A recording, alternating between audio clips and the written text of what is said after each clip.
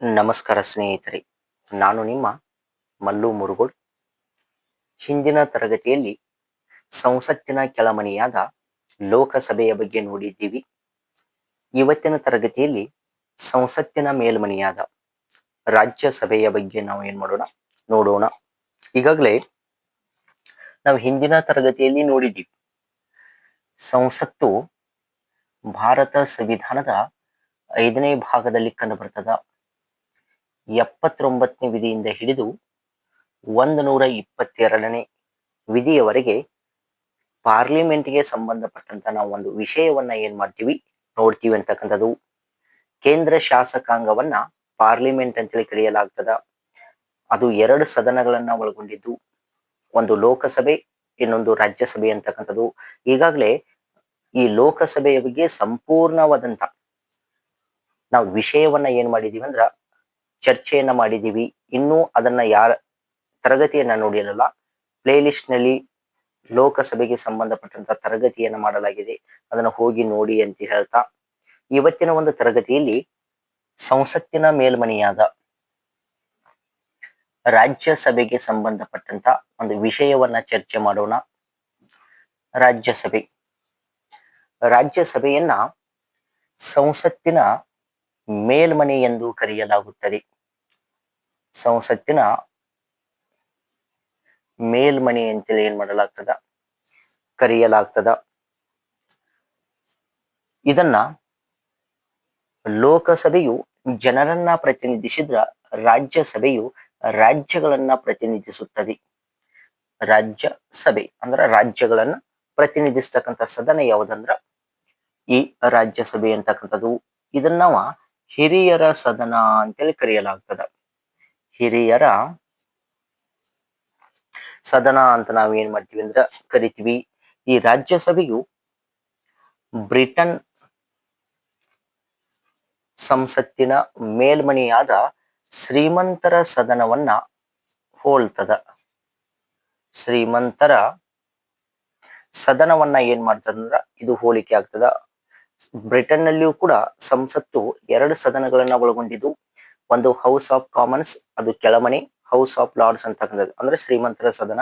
House of lords ಅನ್ನ ಹೋಲಿಕೆ ಆಗ್ತಕ್ಕಂಥ ಒಂದು ಸದನ ಭಾರತದ ಯಾವುದಂದ್ರೆ ಅದು ರಾಜ್ಯಸಭೆ ಅಂತಕ್ಕಂಥ. ಹಾಗಾದ್ರೆ ಈ ರಾಜ್ಯಸಭೆಯ ರಚನೆಯ ಬಗ್ಗೆ ತಿಳಿಸಿಕೊಡ್ತಕ್ಕಂಥದ್ದು ಯಾವ ವಿಧಿಯನ್ನ ನೋಡಿದಾಗ, ನಾವು ರಚನೆ ಅಂತೇಳಿ ನೋಡಿದಾಗ ಭಾರತ ಸಂವಿಧಾನದ 80ನೇ ವಿಧಿ. ಭಾರತ ಸಂವಿಧಾನದ 80ನೇ ವಿಧಿಯು ರಾಜ್ಯಸಭೆಯ ರಚನೆಯ ಬಗ್ಗೆ ನಮಗೆ ಏನ್ ಮಾಡ್ತದ ತಿಳಿಸಿಕೊಡ್ತದ. ರಾಜ್ಯಸಭೆಯು ಒಟ್ಟು 250 ಜನ ಸದಸ್ಯರನ್ನ ಒಳಗೊಂಡಿರಬೇಕು. ಆ 250 ಜನ ಸದಸ್ಯರಲ್ಲಿ 230 ಜನ ಸದಸ್ಯರು ಪರೋಕ್ಷ ಚುನಾವಣೆಯ ಮೂಲಕ ವಿಧಾನಸಭೆಯ ಚುನಾಯಿತ ಸದಸ್ಯರು ಮತ್ತು ಕೇಂದ್ರ ಆಡಳಿತ ಪ್ರದೇಶದ ನಿರ್ವಚನ ಮಂಡಳಿಯ ಸದಸ್ಯರಿಂದ ಪರೋಕ್ಷ ಚುನಾವಣೆಯ ಮೂಲಕ ಆಯ್ಕೆ ಆಗಬೇಕಂತ ತಿಳಿಸ್ತದ. ಯಾವ ಚುನಾವಣೆಯ ಮೂಲಕ? ಪರೋಕ್ಷ ಚುನಾವಣೆಯ ಮೂಲಕ ಆಯ್ಕೆ ಆಗಬೇಕಂತ ತಿಳಿಸ್ತದ. ಎಷ್ಟು? 250ರಾಗ 230 ಜನ. ಇನ್ನು ಉಳಿದಂತವ್ರು ಎಷ್ಟು?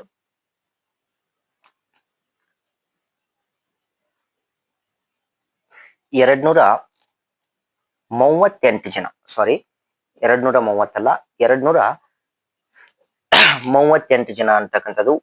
ಈ 238 ಜನ ಪರೋಕ್ಷ ಚುನಾವಣೆಯ ಮೂಲಕ ಅಂದ್ರೆ ವಿಧಾನಸಭೆಯ ಚುನಾಯಿತ ಸದಸ್ಯರು ಮತ್ತು ಕೇಂದ್ರ ಆಡಳಿತ ಪ್ರದೇಶದ ನಿರ್ವಚನ ಮಂಡಳಿಯ ಸದಸ್ಯರಿಂದ ಆಯ್ಕೆ ಆಗ್ಬೇಕಂತ ತಿಳಿಸ್ತದ. ಇನ್ನು ಉಳಿದಂತವ್ರು ಎಷ್ಟಂದ್ರ 12 ಜನ ಸದಸ್ಯರು. 238 ಅಂದ್ರೆ 12 ಜನ ಉಳಿದ್ರಲ್ಲ, ಈ 12 ಜನ ಸದಸ್ಯರನ್ನ ರಾಷ್ಟ್ರಪತಿಗಳು. ಯಾವ ಪತಿರೇ? ರಾಷ್ಟ್ರಪತಿಗಳು ಕಲೆ, ಸಾಹಿತ್ಯ, ವಿಜ್ಞಾನ, ಸಮಾಜ ಸೇವೆ ಇವುಗಳಲ್ಲಿ ಗಣನೀಯವಾಗಿ ಸೇವೆ ಸಲ್ಲಿಸಿದ 12 ಜನ ಸದಸ್ಯರನ್ನ ರಾಜ್ಯಸಭೆಗೆ ಆಯ್ಕೆ ಮಾಡ್ಬೇಕಂತೇಳಿ ಈ 80ನೇ ವಿಧಿ ಏನ್ ಮಾಡ್ತದ ನಮಗೆ ತಿಳಿಸ್ಕೊಡ್ತದ. ನೋಡ್ರಿ, ಸ್ವಲ್ಪ ಗಮನ ಇಟ್ಟು. ರಾಜ್ಯಸಭೆಯ ರಚನೆಯ ಬಗ್ಗೆ ತಿಳಿಸಿಕೊಡ್ತಕ್ಕಂಥ ವಿಧಿ 80ನೇ ವಿಧಿ. ಟೋಟಲ್ ಎಷ್ಟ ಸದಸ್ಯರನ್ನ ರಾಜ್ಯಸಭೆ ಒಳಗೊಂಡಿದ್ದಾನೆ? 250 ಜನ ಸದಸ್ಯರನ್ನ ಒಳಗೊಂಡತಿ.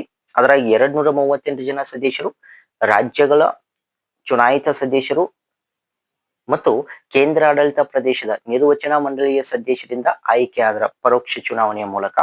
ಉಳಿದಂತ 12 ಜನ ಸದಸ್ಯರನ್ನ ಕಲೆ, ಸಾಹಿತ್ಯ, ವಿಜ್ಞಾನ, ಸಮಾಜ ಸೇವೆ ಇವುಗಳಲ್ಲಿ ಗಣನೀಯ ಸೇವೆ ಸಲ್ಲಿಸಿದ ಈ 12 ಜನ ಸದಸ್ಯರನ್ನ ರಾಷ್ಟ್ರಪತಿಗಳು ಏನ್ ಮಾಡ್ತಾರ? ನಾಮನಿರ್ದೇಶನಗೊಳಿಸ್ತಾರೆ.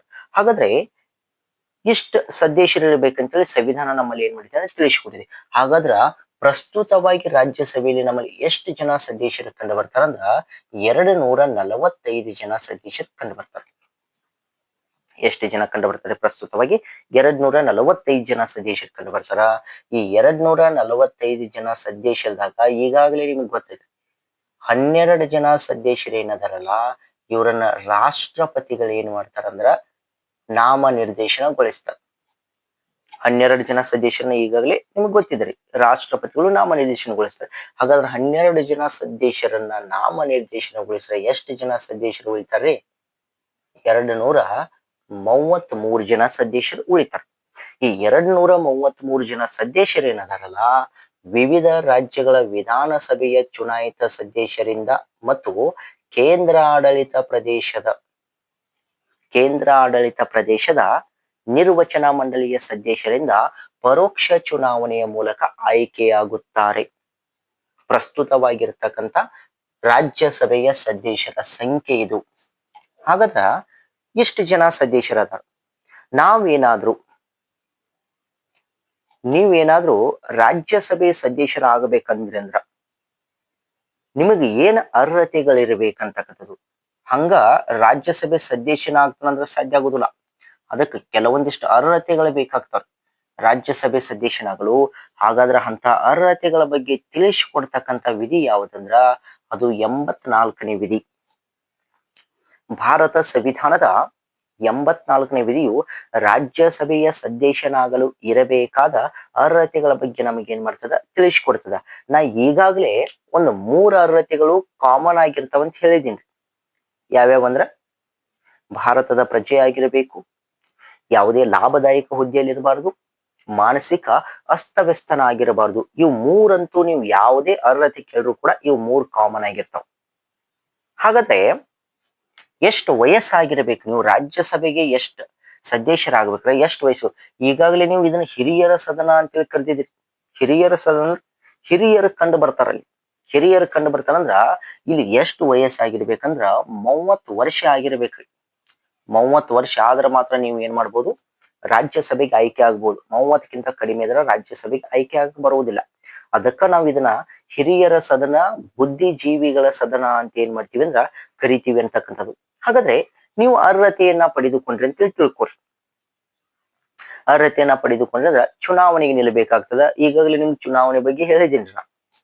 ಪರೋಕ್ಷ ಚುನಾವಣೆಯ ಮೂಲಕ ನಡೀತದ. ಪ್ರಜೆಗಳು ಇಲ್ಲಿ ಏನ್ ಮಾಡೋದಿಲ್ಲ ಅಂದ್ರೆ ಮತದಾನ ಮಾಡುವುದಿಲ್ಲ. ಚುನಾವಣೆಗೂ ನಿತ್ರಿ, ಚುನಾವಣೆಯಲ್ಲೂ ಕೂಡ ಗೆಲುವನ್ನ ಸಾಧಿಸಿದ್ರಿ. ಹಾಗಾದ್ರ ಇದಾದ ನಂತರ ಚುನಾವಣೆಯಲ್ಲಿ ಗೆಲುವನ್ನು ಸಾಧಿಸಿದ ನಂತರ ನಿಮಗ ಎಷ್ಟು ಅಧಿಕಾರಾವಧಿ ಇರ್ತದ? ರಾಜ್ಯಸಭೆಗೆ ಆಯ್ಕೆ ಆಗಿ ಹೋದ್ರಿ ಅಂದ್ರ ಎಷ್ಟು ಅಧಿಕಾರಾವಧಿ ಇರ್ತದ ನೋಡ್ರಿ. ಭಾರತ ಸಂವಿಧಾನದ 83ನೇ ವಿಧಿ. ಯಾವ ವಿಧಿ? 83ನೇ ವಿಧಿಯು ರಾಜ್ಯಸಭೆಯ ಅಧಿಕಾರಾವಧಿಯ ಬಗ್ಗೆ ನಮಗೆ ಏನ್ ಮಾಡ್ತದ? ತಿಳಿಸಿಕೊಡ್ತದ. ಹಂಗಾರೆ ರಾಜ್ಯಸಭೆಯ ಅಧಿಕಾರಾವಧಿ ಎಷ್ಟೈತೆ ಅಂದ್ರ 6 ವರ್ಷಗಳು. ರಾಜ್ಯಸಭೆಯ ಅಧಿಕಾರಾವಧಿ 6 ವರ್ಷಗಳು. ಪ್ರತಿ 2 ವರ್ಷಗಳಿಗೊಮ್ಮೆ 1/3 ಸದಸ್ಯರು ಏನ್ ಮಾಡ್ತಾರಂದ್ರ ನಿವೃತ್ತಿಯನ್ನ ಹೊಂದುತ್ತಾರು. ರಾಜ್ಯಸಭೆಯನ್ನ ವಿಸರ್ಜಿಸಲು ಸಾಧ್ಯವಿಲ್ಲ. ಏಕೆಂದರೆ ರಾಜ್ಯಸಭೆಯು ಶಾಶ್ವತ ಸದನವಾಗಿದೆ. ರಾಜ್ಯಸಭೆಯು ಶಾಶ್ವತವಾದಂತ ಸದನವಾಗಿದೆ ಅಂತಕ್ಕಂಥ ಬಗ್ಗೆ ನಾವು ಏನ್ ಮಾಡ್ತೀವಿ? ನೋಡ್ತೀವಿ ಅಂತಕ್ಕಂಥದ್ದು. ಅದರ ಜೊತೆಗೆ ರಾಜ್ಯಸಭೆಯು ಅಧಿವೇಶನವನ್ನ ಸೇರ್ತದ. ರಾಜ್ಯಸಭೆಯು ಸಹ ಅಧಿವೇಶನವನ್ನ ಸೇರ್ತದ. ವರ್ಷದಲ್ಲಿ 2 ಬಾರಿ 2 ಬಾರಿ ಅಧಿವೇಶನವನ್ನ ಸೇರ್ತದ ಅಂತ ರಾಜ್ಯಸಭೆಯ ಅಧಿವೇಶನವನ್ನ ಕರೆಯುವ ಅಧಿಕಾರ ಯಾರ ಬಳಿ ಕಂಡು ಬರ್ತದಂದ್ರ ರಾಷ್ಟ್ರಪತಿಯ ಬಳಿ ಕಂಡು ಬರ್ತದ ಅಂತಕ್ಕಂಥದ್ದು. ಆ 2 ಅಧಿವೇಶನಗಳ ನಡುವಿನ ಅಂತರ 6 ತಿಂಗಳನ್ನ ಮೀರುವಂತಿಲ್ಲ. ಆ 2 ಅಧಿವೇಶನಗಳ ನಡುವಿನ ಅಂತರ 6 ತಿಂಗಳನ್ನ ಮೀರುವಂತಿಲ್ಲ ಅಂತಕ್ಕಂಥದ್ದು. ಹಿಂಗ ಅಧಿವೇಶನವನ್ನ ಸುವ್ಯವಸ್ಥಿತವಾಗಿ ಶಾಂತಿಯುತವಾಗಿ ಯಾವುದೇ ಗಲಭೆಗಳಿಲ್ಲದೆ ನಡೆಸಿಕೊಂಡು ಹೋಗುವ ಸಲುವಾಗಿ ನಮಗೊಬ್ಬರ ಸಭಾಪತಿಯವರು ಬೇಕಾಗ್ತಾರ, ಅಂದ್ರ ಸ್ಪೀಕರ್ ಬೇಕಾಗ್ತಾರ.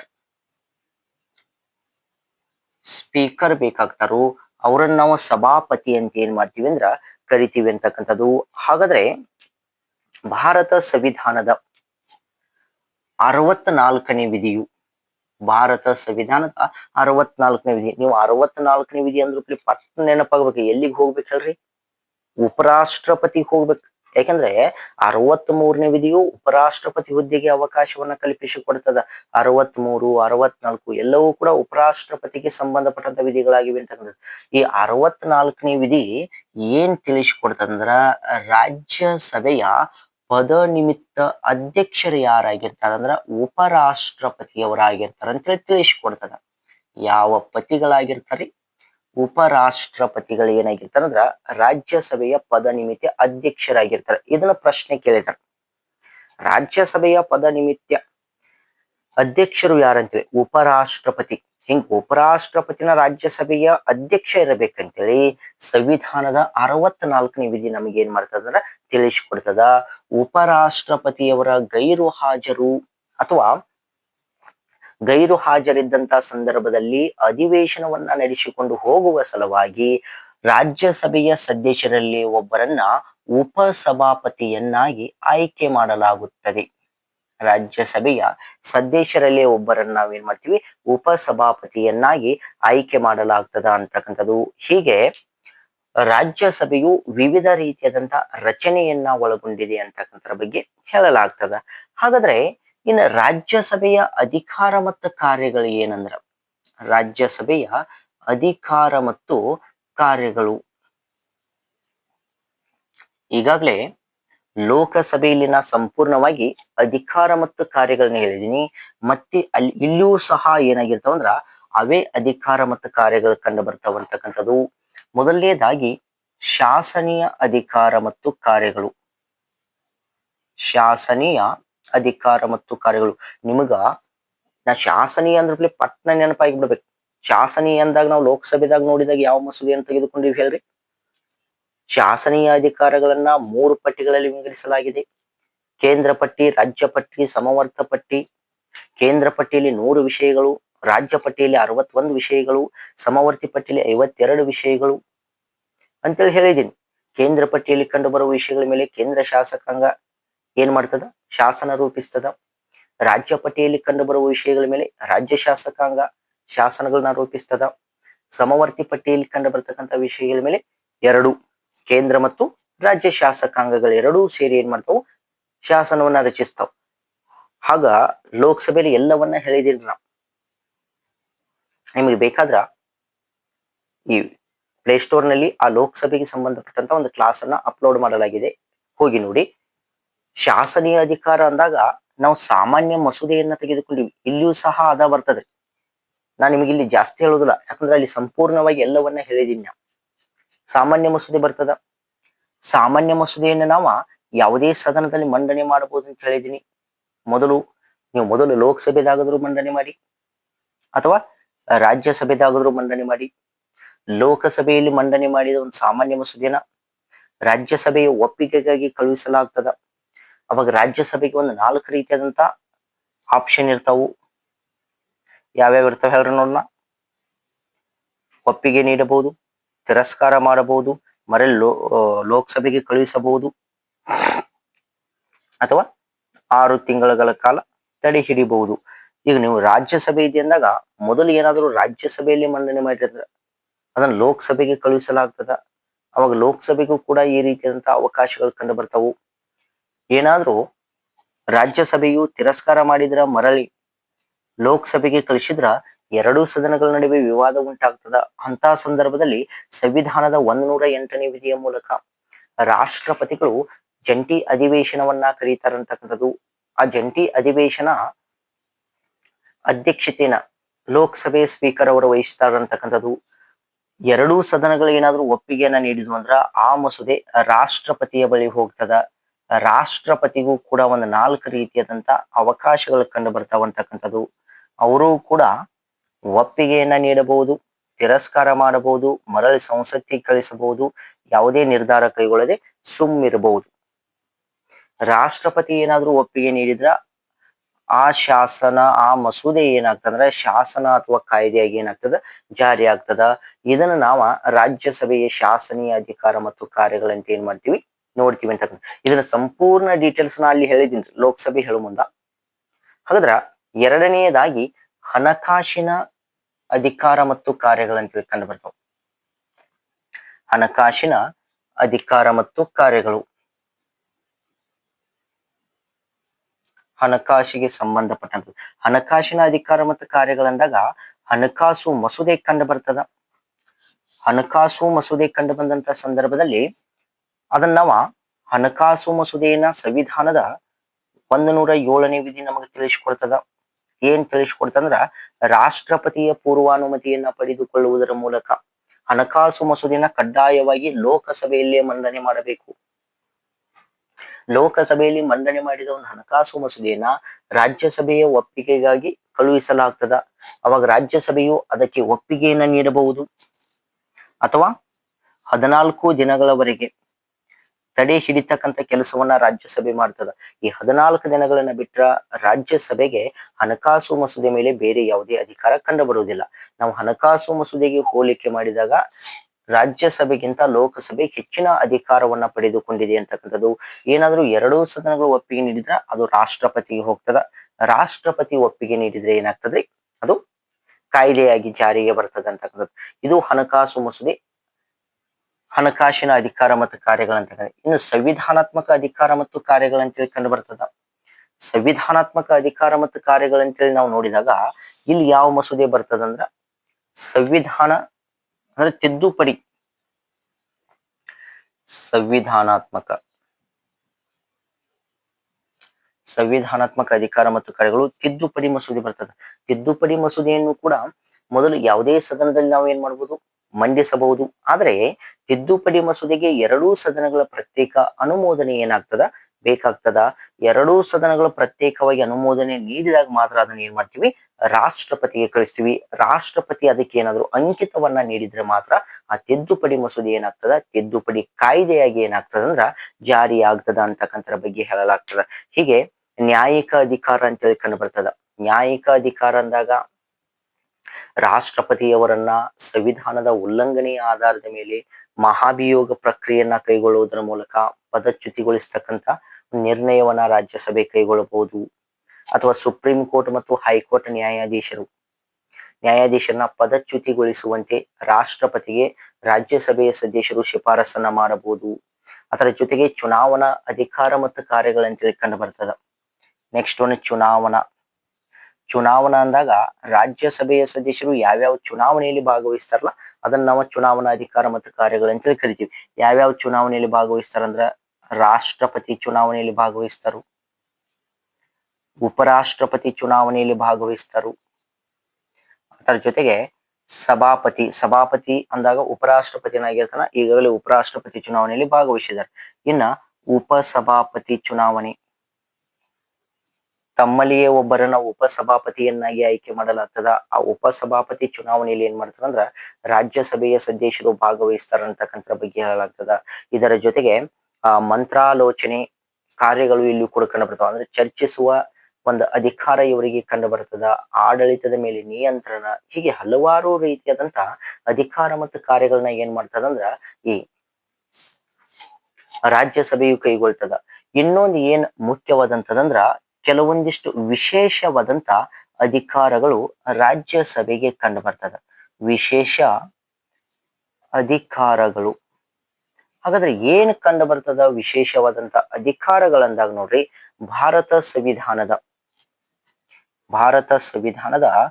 67ನೇ ವಿಧಿಯ ಪ್ರಕಾರ, ಭಾರತ ಸಂವಿಧಾನದ 67ನೇ ವಿಧಿಯ ಪ್ರಕಾರ ರಾಜ್ಯಸಭೆಯ ಪದನಿಮಿತ್ತ ಅಧ್ಯಕ್ಷರಾದ ಉಪರಾಷ್ಟ್ರಪತಿ. ಈ ಉಪರಾಷ್ಟ್ರಪತಿಯ ಪದಚ್ಯುತಿಯ ಗೊತ್ತುವಳಿ ನಿರ್ಣಯವನ್ನ ರಾಜ್ಯಸಭೆಯಲ್ಲಿಯೇ ಮಂಡಿಸಬೇಕು.